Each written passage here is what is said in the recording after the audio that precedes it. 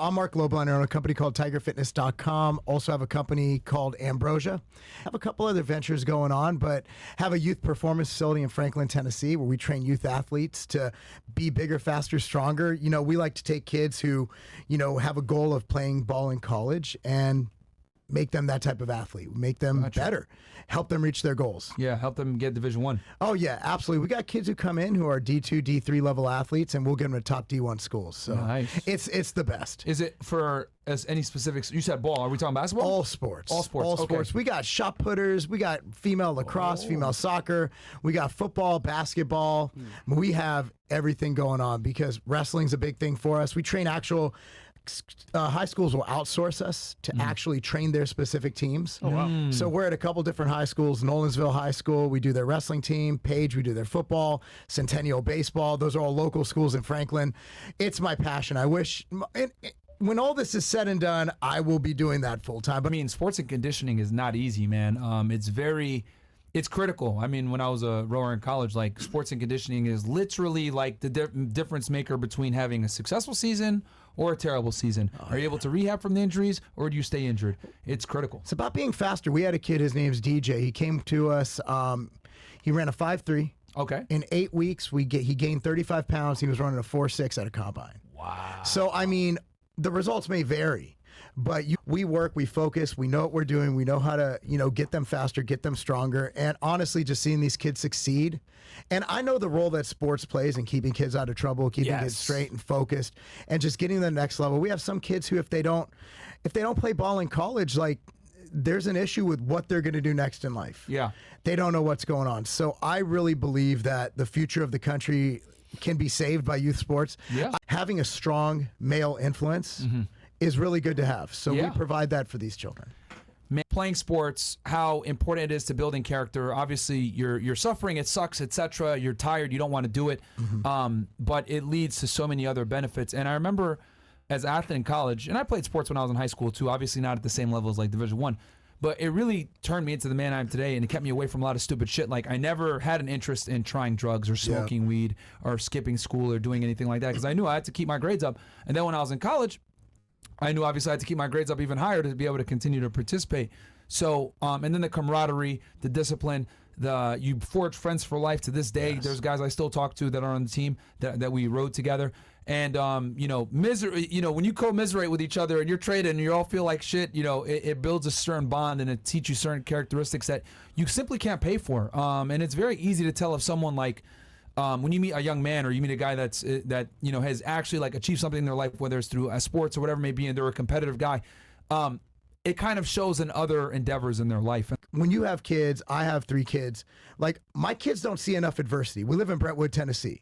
It's the 3rd richest city in the country. It's the richest city in Tennessee. These kids have it easy. Yeah. They have it good.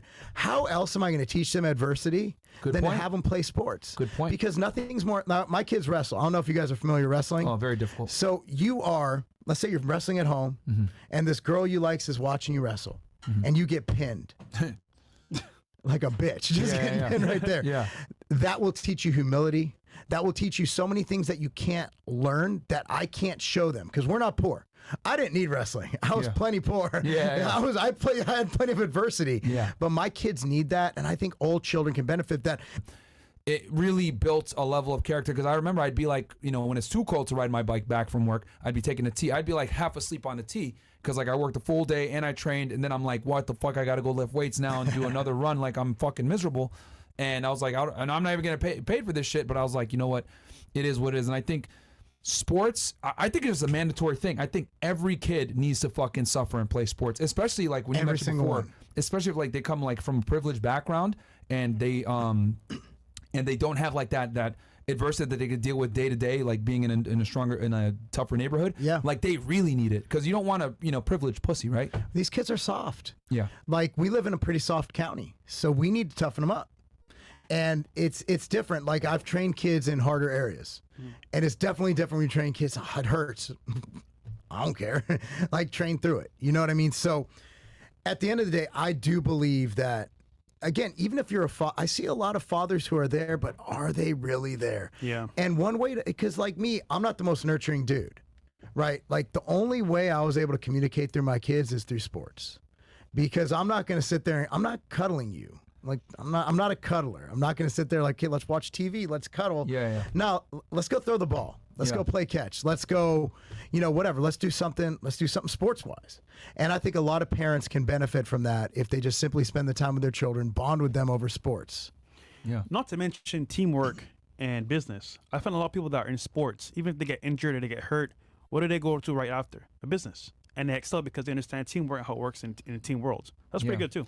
Yeah, you're able also to put things in perspective. Like I remember, like there's nothing worse than like doing a 2K race or a 2,000 meter race because it like burns in agony, or you do an erg test. And I'd always like think to myself like, oh, well, at least I'm not rolling a 2K. I can do this. Like you're always able to put things in perspective as to like, because it's like extremely painful. Lactic acid buildup to the highest level. I think it's one of the few sports that builds up the most lactic acid because it's strength with endurance combined, and it's a 6-minute race, but it's like you still long enough where it's like you have to have some semblance of endurance too. So, and you're going all out. But yeah, I mean, sports in general, it's amazing how much character it builds, especially for kids. Absolutely. Yeah. When it comes to the gym, what would you say you learned from like all the years in the gym? Well, I mean, the thing about gym is it's meritocracy. If you train hard, you get better results. And so, there's obviously genetic components, but generally speaking, if you stick to a program, if you stick to a diet plan and you do it consistently over time, you will continue to achieve results.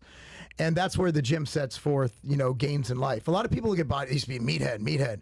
Well, all the data is showing that exercise is pretty much the only thing you could do that causes both an acute and long-term benefit in mental health.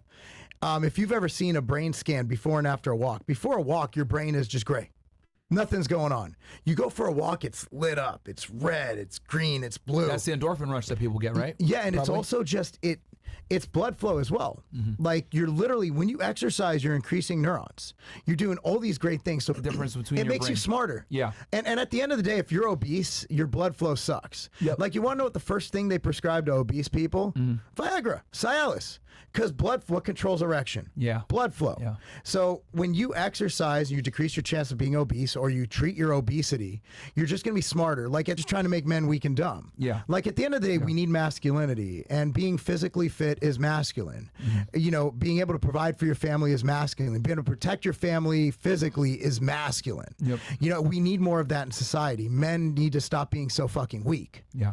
We just have weak men, and that leads to a very, very endangered society. Our society's at risk when we have weak men. Yeah. And right now, men are at an all-time weak. We have the same testosterone levels at 20 years old now that we did than 70-year-olds did in the 70s. Yeah. Can you explain it? It's not microplastics. I think it's obesity. Yeah. Everybody points to these bogeymans, right? Like, oh no, it's water. It's microplastics. It's seed oils. It's this. They didn't have seed oils in the 70s. Yeah. Shut the fuck up. They were eating Twinkies by the friggin' gallon. They were just they didn't care what they ate. They had less information than we do now. That was when. And guess what? In the 1980s, who do we have? Arnold Schwarzenegger, Yes. Sylvester Stallone. We had obviously Ivan Drago. All these guys were in fucking crazy shape because they trained. Right? So you can a outrun little bit of roids here and there too, but like the point God is bless that the the 80s steroids, they right? ate worse than we do now, and they had less information than we do now. Damn. So training is the catalyst for everything. You think diet and then training. Remember, diet's 80%. Diets, that's bullshit. Training is everything, because all that shit doesn't matter unless you train. Yeah. Training does elicit so many things. You think about, talk about insulin. How do you increase your GLUT4 receptors? By training, weight training. Resistance training is the fountain of youth. It is. If I was just out running around doing, my joints would be killing me. If I wasn't lifting heavy shit, I wouldn't be crushing life right now. Yeah. I think sleep is actually one of the most anabolic things you could do that's like natural, and I think it's something that's been like significantly underrated in the fitness world, because especially if your goal is like improving your body composition, like building more lean body mass, and while dropping off body fat, sleep is one of the best things you can do. I mean, if you're sleeping 8 to 10 hours a night, eating 1 to 2 1 gram per pound of body weight of protein. You're drinking that water I mentioned. You're eating leafy greens. 80% of your diet is from wholesome, nutritious food. The other 20% you can have a Pop-Tart here or there, or whatever. And you're counting your calories, and you're maintaining, where you're at calorie maintenance, right, of your TDE. You're gonna be in a pretty damn good spot. You're gonna feel better. You're gonna look better. You're gonna improve your body composition in general, depending on what your goals are. And it's crazy to me how what I've noticed from the fitness industry, and I really want to get your take on this, is they don't prioritize, or they don't talk about the things that are free, that actually help you improve. Yeah. controlling your caloric intake, especially the macronutrient of protein, sleeping 8 to 10 hours a night, drinking enough water. Like bucks and lie to people. At the end of the day, it comes down to work. It comes down to discipline. But dieting for the general population isn't that hard. I mean, for people to get as big as they are, they have to eat a lot of food. Like, they have to really eat a lot to be as big as they are. But if people simply, again, resistance train, like you said earlier, 2-3 times a week, if you're serious, 4 or 5, right? And then did some cardiovascular. Now, you don't have to even plan cardio. If you live in a place like Miami, just walk. Like, you can walk everywhere here. It's crazy. You just have to drink enough water. And that's the thing. People don't hydrate enough. People are severely dehydrated. And hydration will keep you from getting hungry. Sleep. You're talking about sleep. Fucks with your performance significantly, too. Like, I've always been real big on telling guys, like, don't even fucking bother, man. Like, just try to train naturally as long as you can. That's right? it.